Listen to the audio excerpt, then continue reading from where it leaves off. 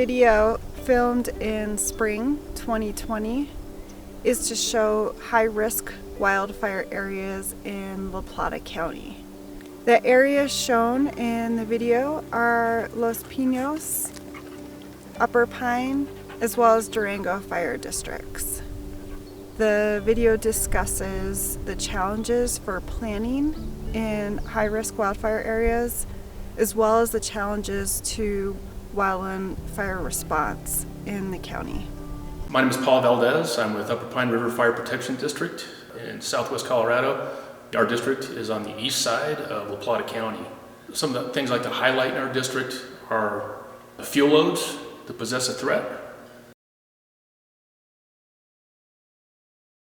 the climate change and consistent drought weather we've experienced lately, the southwest winds we experience in the summer, the lack of egress or inadequate egress in many of our subdivisions and communities, property density, home density in many of the communities, as well as some of the big beetle kill that have become more prevalent in our area. The largest subdivision in our district and throughout southwest Colorado was the Forest Lakes subdivision. Forest Lakes has about 1,800 square acres.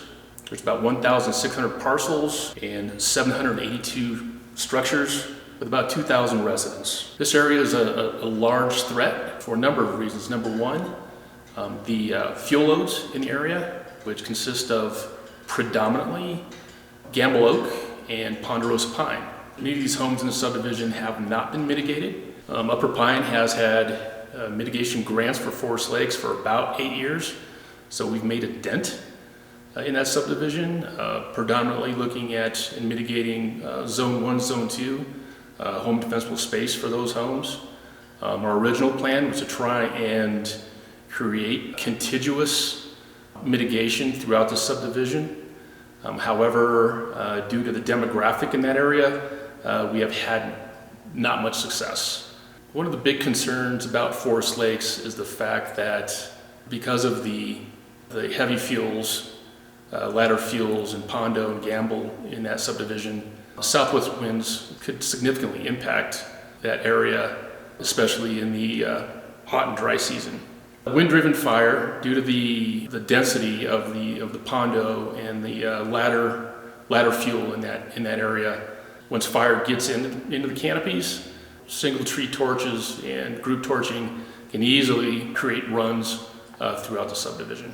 Forest Lakes is particularly challenging because of the large number of people in the subdivision. They're not as cohesive as some of the other smaller communities.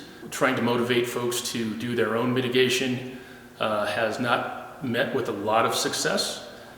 We still meet with the perceptions and beliefs that they want a natural forest. One of the other challenges we have in Forest Lakes is egress. They do have 3 egress routes.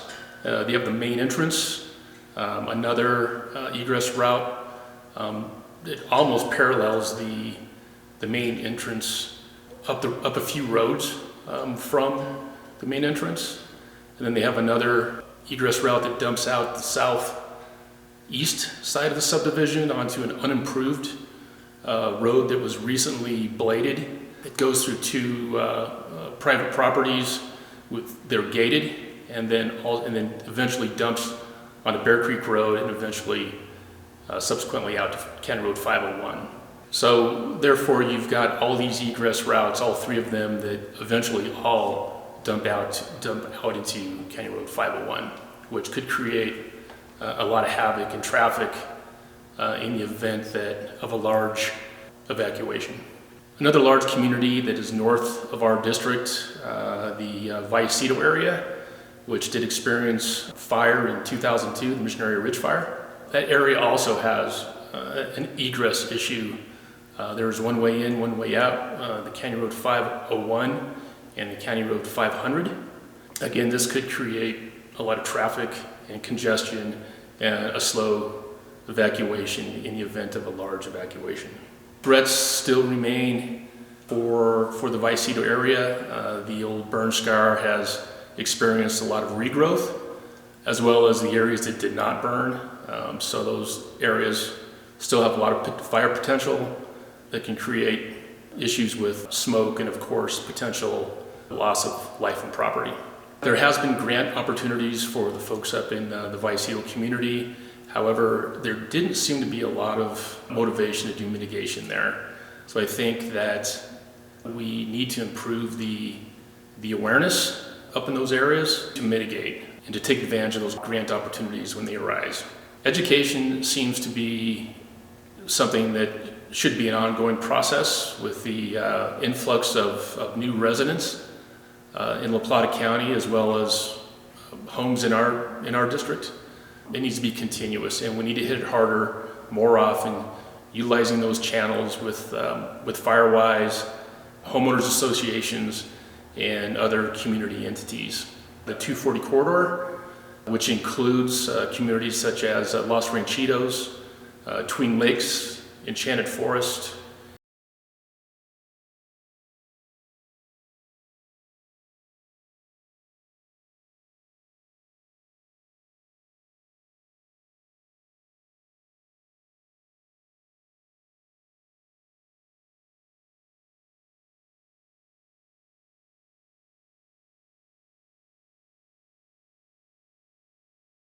and Aspen Trails.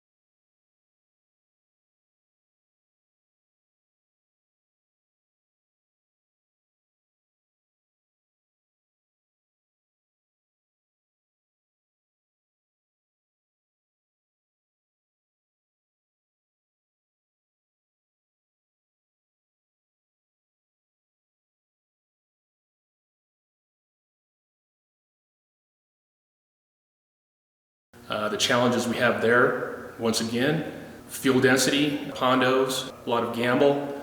Other challenges in those particular areas are egress. Some don't have them. Other challenges in that area would include, in the event that there was large catastrophic fire, the hillside were to get slicked off, the potential for contaminating the drinking water, the rivers, the Pine, particularly the Florida, which is a supply for drinking water for the Durango community. Other challenges in these areas on the 240 corridor include creating better fire awareness for the homeowners. Quite a few of the homeowners in these areas are seasonal and retired, sometimes have not a real high interest in defensible space mitigation. And we continue to try and change the perceptions and beliefs that a lot of vegetation around the house and in these overgrown subdivisions and on their residential properties is healthy and natural, changing their attitudes, and that this is not natural. These areas are overgrown. Give them a more realistic idea of what natural looks like, what the forest looked like 100 years ago. There weren't a lot of ladder fuels. Fire eliminated a lot of the lower growth, the gambles and some of the grasses, and helped create those natural spacing within the ponderosa pines. So you didn't have those close-up canopies between properties. We are starting to see more beetle kill in our area. For example, the 385 fire we had 2 years ago, 2018, we witnessed a very rapid infestation of beetles in the standing dead and the snags that were burned as an event of that fire. So there doesn't seem to be a huge problem yet with beetle kill in our district, but you do see the evidence of beetle kill, and the potential is definitely there with the increased drought and trees not having the resistance to fight off the beetles. Other challenges we have in the subdivisions that I've mentioned of high risk for fire, not only is the vegetation density present big issues, but also the topography.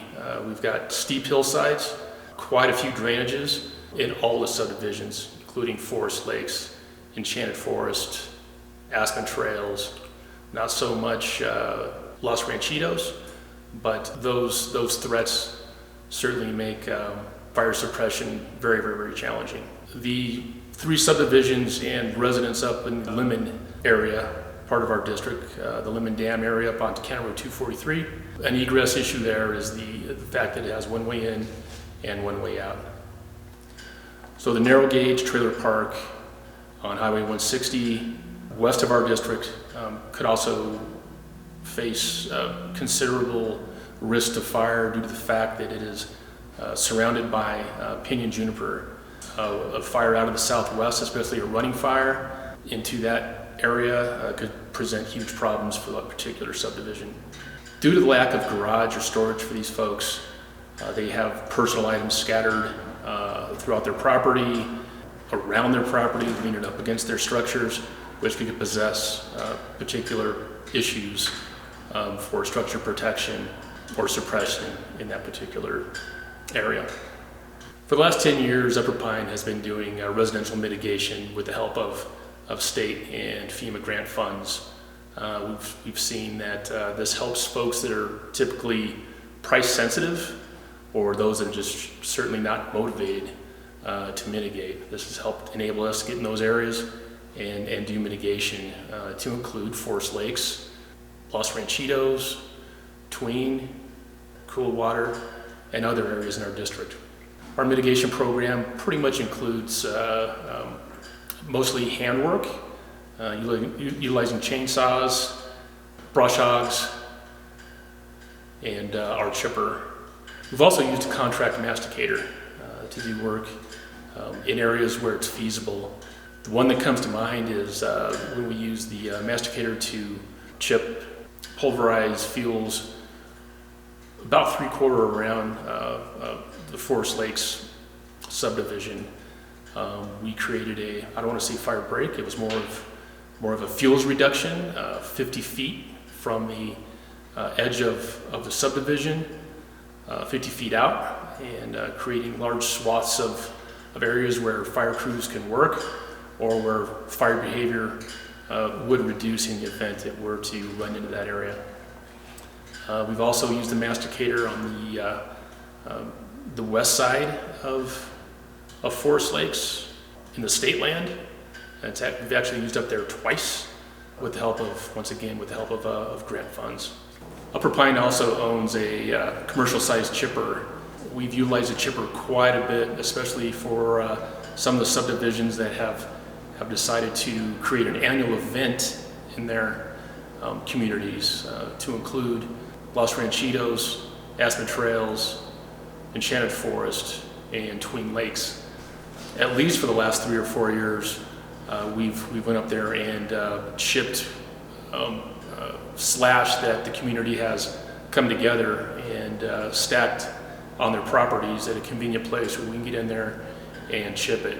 So it's typically an all-day shipping event for these individual communities, and it's been very, very successful, and it is ongoing, and it seems like it does motivate the homeowners to get out and do some work on their own properties, as long as they have a convenient way to get rid of the fuel. In summary, I think some of the opportunities I see is to increase public awareness for mitigation, improve, if not provide adequate egress routes for some of the areas that don't have them, or at least a better plan, to increase our code red evacuation drills. We also need to improve the perception of what a healthy forest looks like to a lot of the residents in our community. What they perceive as a healthy forest, for the most part, is a forest or is a property that would invite aggressive fire behavior. We also need to do a better job of making the maintenance part of mitigation, the ongoing, continuing to maintain the property, once it's been mitigated, the work is certainly not done.